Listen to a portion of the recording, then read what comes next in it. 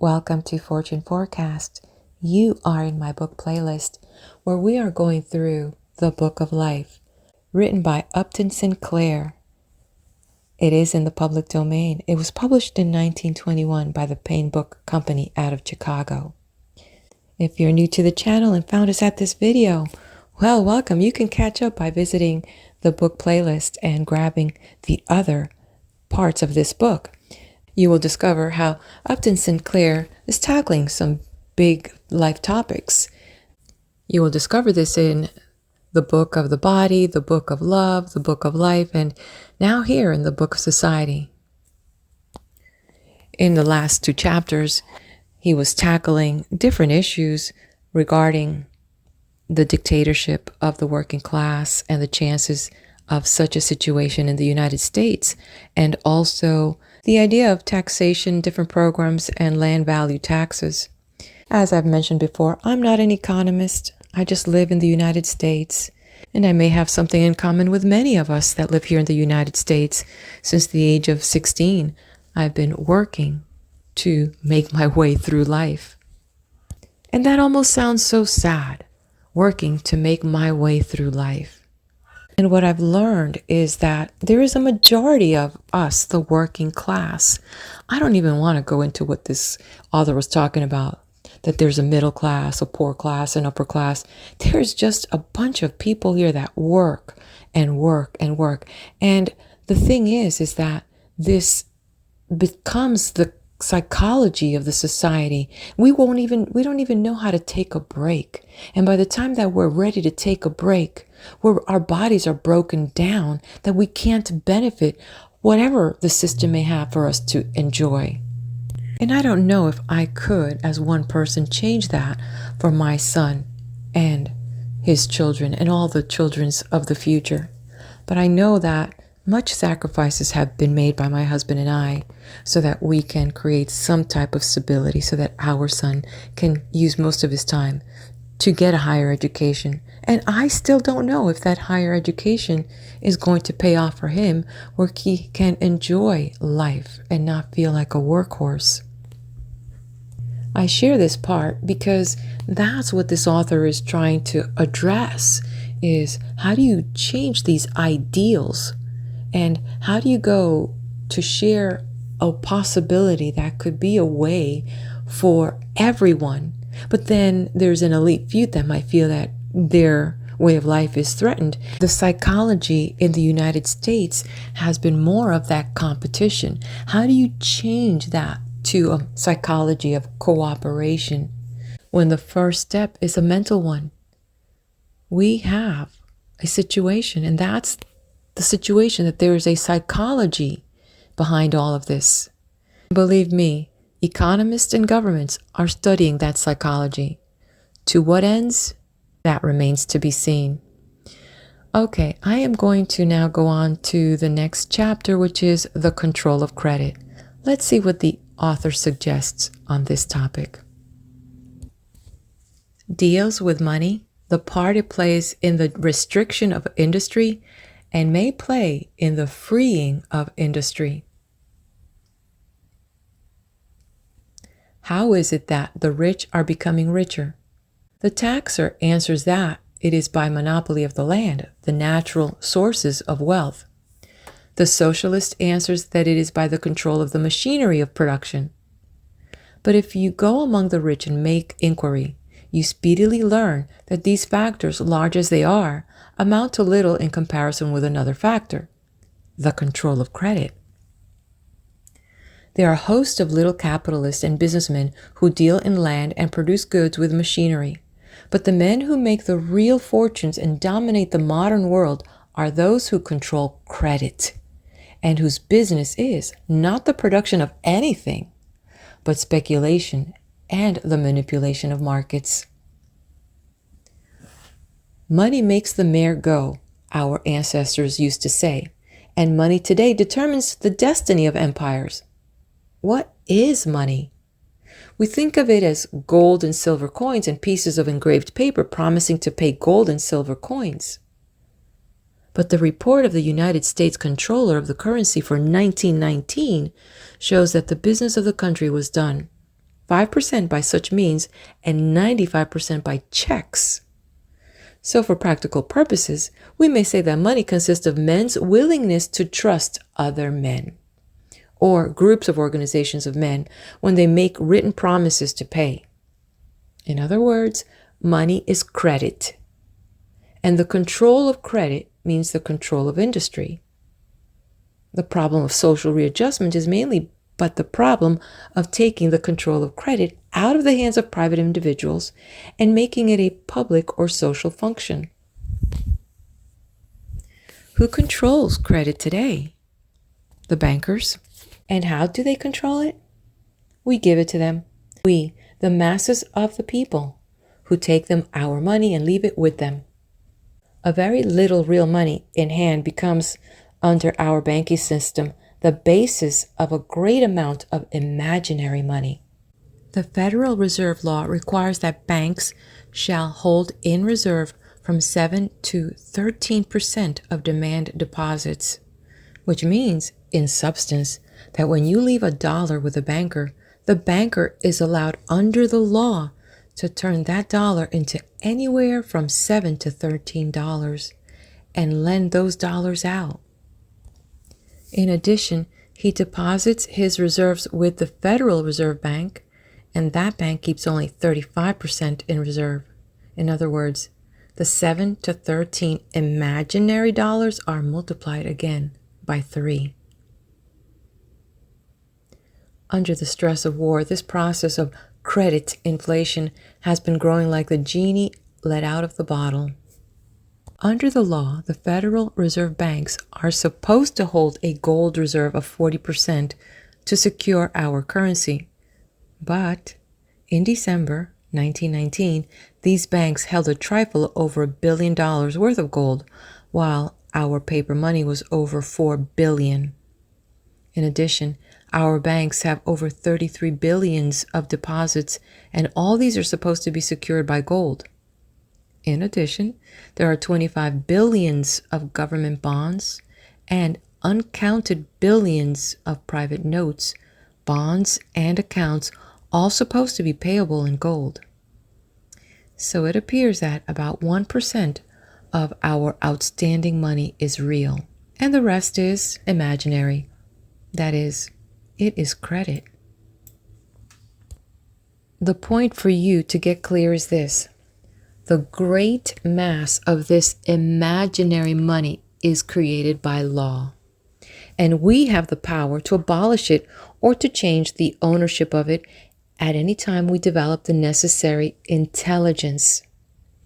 Let us consider the ordinary paper money, the $1 and $2 and $5 and $10 bills, with which we, plain people, do most of our business. These are Federal Reserve notes, and there are about 3 billion of them. How do they come to be? Why, we grant to the national banks by law the right to make this money. The government prints it for them, and they put it into circulation. And what does it cost them?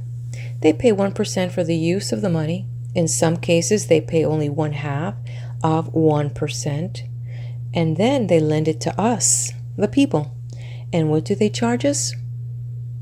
The answer is available in a recent report of the U.S. Comptroller of the Currency as follows. I have the record of the loans made by one Texas national bank to a hard-working woman who owned a little farm a few miles from town.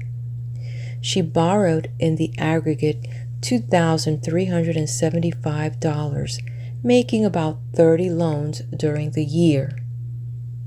Listen to the details of the robbery. $162.50 for 30 days at 36%. $377 for 34 days at 44%. $620.25 for 23 days at 77%. $11 for 30 days at 120%. $21.50 for 30 days at 90%. $33 for 2 days at 93%, $27 for 15 days at 195%, $110 for 30 days at 120%. That was to buy a horse for her plowing. $20 for 48 days at 187%, $6 for 10 days at 720%, $7 for 3 days at 2,000%, and so on. Every cent paid off by what sweat and struggle only God knows. In Oklahoma, where the legal rate of interest is 6% with 10% as the maximum under special contract, harassed farmers paid all the way from 12 to 2,400% with 40% as the average. In the case of one bank, the comptroller proved that not a single solitary loan had been made under 15%. He cited one particular case that he asked to be regarded as typical. In the spring, the farmer went to the bank and arranged for a loan of $200. Out of his necessity, he was compelled to pay 55% interest charge. Unable to meet the note at maturity, he had to agree to 100% interest in order to get the renewal. The next renewal forced him up to 125%. For 4 years, the thing went on, and all the drudgery of the father and the mother and the 6 children could never keep down the terrible interest or wipe out the principal. As a finish, the bank swooped down and sold him out. The wretched man, barefoot and hungry, went to work clearing a swamp, caught pneumonia, and died. The country buried him, and neighbors raised a purse to send the widow and children back to friends in Arkansas. This is the thing called the money trust in action, and this is the power we have to take out of private control. It is our first job, and all other jobs are in comparison hardly worth mentioning. How are we going to do it? The farmers of North Dakota have shown one way. They took the control of their state government into their own hands, and the most important and significant thing they did was to start a public bank. The interests fought them tooth and nail, not merely the interest of North Dakota, not merely of the Northwest, but of the entire United States. They fought them in the law courts up to the United States Supreme Court, which decided in favor of the people of North Dakota. Therefore, make note of this vital fact. The most important single fact in the strategy of the class struggle: every state can, under the Constitution, have a public bank.